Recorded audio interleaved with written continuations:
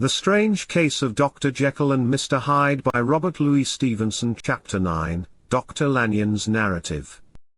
On the 9th of January, now 4 days ago, I received by the evening delivery a registered envelope, addressed in the hand of my colleague and old school companion, Henry Jekyll.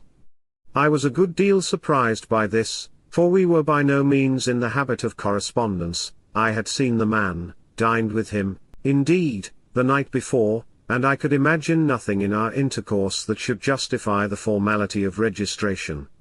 The contents increased my wonder, for this is how the letter ran. 10th of December, 18. Dear Lanyon, you are one of my oldest friends, and although we may have differed at times on scientific questions, I cannot remember, at least on my side, any break in our affection.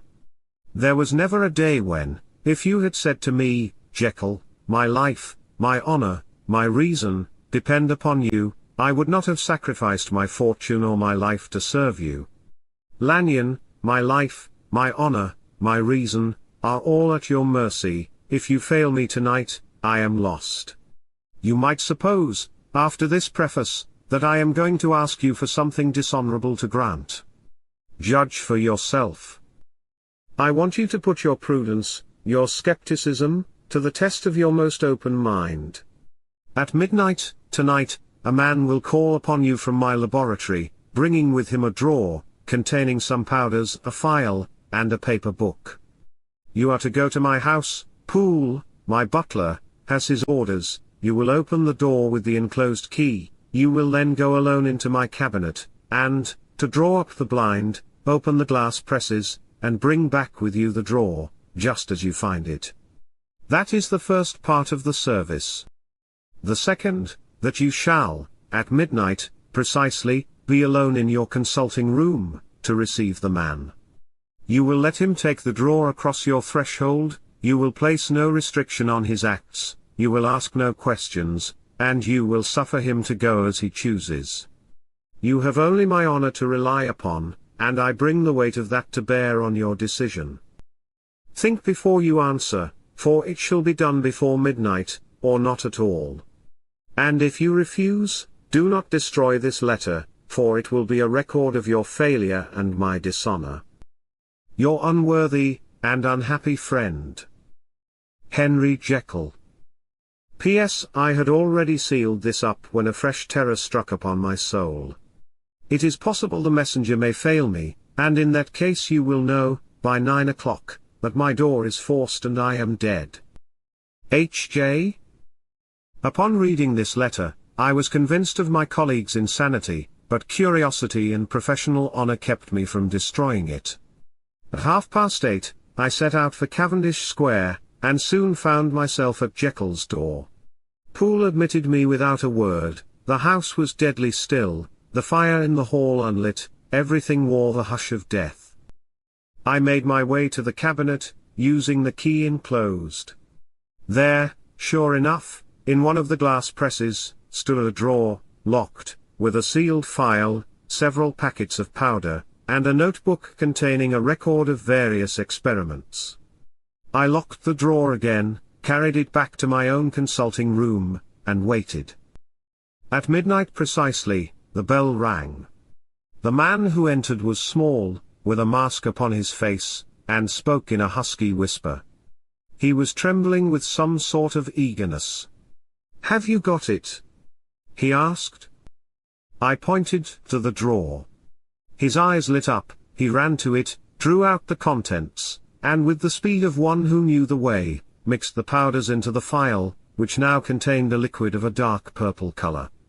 He added a little more of the powder, the liquid brightened in color, effervesced audibly, and light smoke arose. He turned to me. "Now, Lanyon," said he, "you have been bound to the most narrow and material views. You who have denied the virtue of transcendental medicine, you who have derided your superiors, behold." And before my eyes, he drank the potion. The features seemed to melt and alter. There before me stood Henry Jekyll. My life is shaken to its roots, my mind is shattered. I cannot sleep. I feel that my days are numbered. That night sealed my fate. The Strange Case of Dr. Jekyll and Mr. Hyde by Robert Louis Stevenson. Chapter 10, Henry Jekyll's Full Statement of the Case. I was born in the year 18, to a large fortune, endowed besides with excellent parts, inclined by nature to industry, fond of the respect of the wise and good, and, as such, I was in the eyes of many, a model of a well-made man. Yet, even as a child, I noted that I was in my nature a double man. I stood already committed to a profound duplicity of life. Many a man would have blazoned such irregularities as I was guilty of, but I regarded them with shame. Hence it came about that I concealed my pleasures, and when I reached years of reflection, I found that I enjoyed a certain grimness of the soul from this separation of my life into two parts. It was the curse of mankind that these incongruous elements were bound together in me, and I learned to recognize that man is not truly one, but truly two. If each could be housed in separate identities, life would be relieved of all that was unbearable. The unjust might go his way, freed from the aspirations of the just could walk steadfastly in the upward path, unencumbered by the faults and appetites of the unjust. It was on this side that my new power tempted me, until I fell in slavery. I knew well that I risked death, for any drug that so potently shook and altered the very staples of the body might, by the least scruple of an overdose, or at the least variation in quality, be fatal. But the temptation of a discovery so singular and profound overcame the suggestions of alarm. I compounded a draught. I watched the transformation with the curiosity of a scientist and the glee of a child. The most racking pangs succeeded, a grinding in the bones, deadly nausea, and a horror of the spirit. There was something strange in my sensations, something indescribably new. After these agonies, there came an ecstasy of the mind, a freedom of the soul. I knew myself to be tenfold more wicked, sold to the devil, and the thought braced and delighted me. I felt younger, lighter, happier in body. Within I was conscious of a heady recklessness. And thus was Edward Hyde born. The pleasures I made haste to seek in my disguise were, as I have said, undignified. I smote iniquity in the face. I was careless of the lives of others, delighted in mischief. Yet my pleasures were, to begin with, undistinguished enough. But gradually I began to slip into a lower plane, until I reached a point when the balance of my nature was permanently overthrown.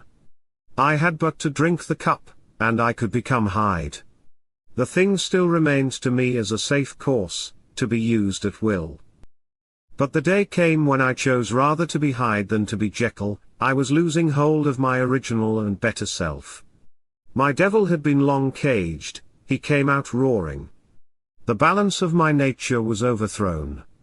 That night on the by-street, when I trampled the child, I tasted the pleasures of my other self. Then came the murder of Sir Danvers Carew.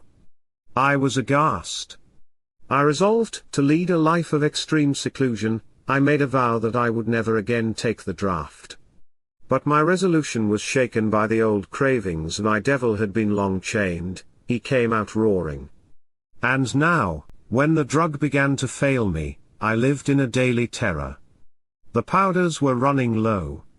I sent Poole with orders, they brought back a preparation which was powerless. I am lost. This is my statement. I bring my life to an end. I bring the life of Edward Hyde to an end.